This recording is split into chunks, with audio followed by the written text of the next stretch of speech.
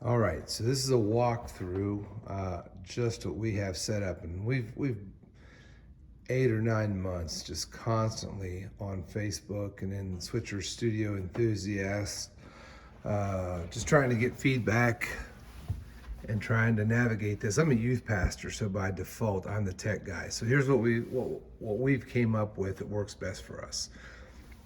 That's our mixing board. I have very little knowledge of the mixing board, and just enough to be dangerous. Our band takes care of that, but that is called an audio box. It comes with this cable, which is plugged into the back of our mixer.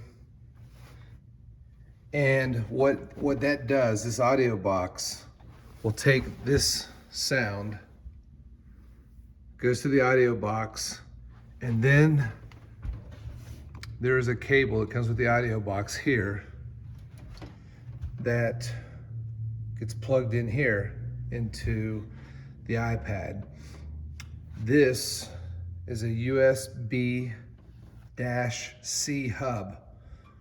So because of iPads, that's an iPad Pro, because the iPads just have the one port. You have to get that hub, which you may already know this. I'm just trying to simplify it as much as I can, but that plugs in from our audio box. This is our Ethernet because we were having issues with the Wi-Fi. We have an old sanctuary, and our cameras are up there at the front. We have one, I'll zoom in here, an iPad there. Right there's where we mount an iPhone. And then there's a third iPad that we put in there. And we are hardwired. You can see our Ethernet cable there. We're hardwired all the way through so we don't drop the signal. So we've had 2 weeks of excellent service. So that's our Ethernet. And that's an adapter that we ordered. And then that is the power cord. And the power cord is just plugged in underneath there. Now, with that audio box, you get a set of headphones. And we found it best, our volume is set to the medium. There you go. There's no power cord for this either. When it gets plugged into the mixer or the iPad, that's how it gets its charge. So there's no power cord for it. But we have isolated a channel. And this would be somebody from your soundboard, because I can't explain it very well. But Mix 10, this is now all of our sound that goes into the iPad. And the way that we test that is we listen to it. Put the headphones on.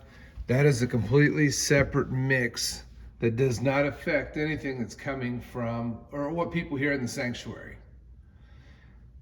This, that's our actual soundboard mix. That's our actual soundboard mix. And that's what we adjust for the house audio, for everything that we hear in here.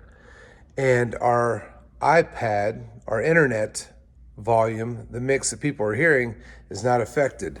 Not until we go to Mix 10. Now we can go through and adjust the channels for our keyboard, our bass, drums, electric guitar. We actually have a violin, a fiddle here in Kentucky, but our vocals, all those channels we can move, and it will not affect anything anybody hears here in the sanctuary. But it does affect the mix going out and what people hear. Now, I won't say it's a trick, but one thing that we've done, that's an iPad, and I watch the feed live on Facebook so I can get comments if they say, hey, we need more volume, because that's probably 90% accurate, that headphones, it may sound good. I have to turn the volume up so I can hear the mix, but I have headphones in that iPad there that I listen to the actual live feed mix. So if we're strong on vocals or weak on an instrument or something, I come back and adjust it. Now there's probably a 10-second delay on the live feed, but that is what we have. That's called an audio box. It was a little over $100. And we tried shortcuts. I tried to use a USB port. I tried to use just the headphone jack and some adapters. And we just kept coming up short and having issues. So when we finally went to this audio box, this microphone cable came with it. It's plugged into the mixer again. Like I said, headphone jack is back there. And then that's a lightning port in the back of that. And that eventually comes around and gets plugged into the iPad. So I hope that helps. I am available if you got any other questions or anything else, because this is what helped me. I started watching people's videos when they were doing this. And like I said, we've had 2 weeks of a really good stream. I don't mind. We've uploaded to YouTube. In fact, this last week, we figured out Restream, so we're simultaneously running Facebook Live and YouTube. Yesterday was our first Sunday doing that, and it went really well through Restream. So that's the next learning curve we're at. So I hope that helps. Don't hesitate to ask any questions or shoot me something. I'll get back to you as soon as I can.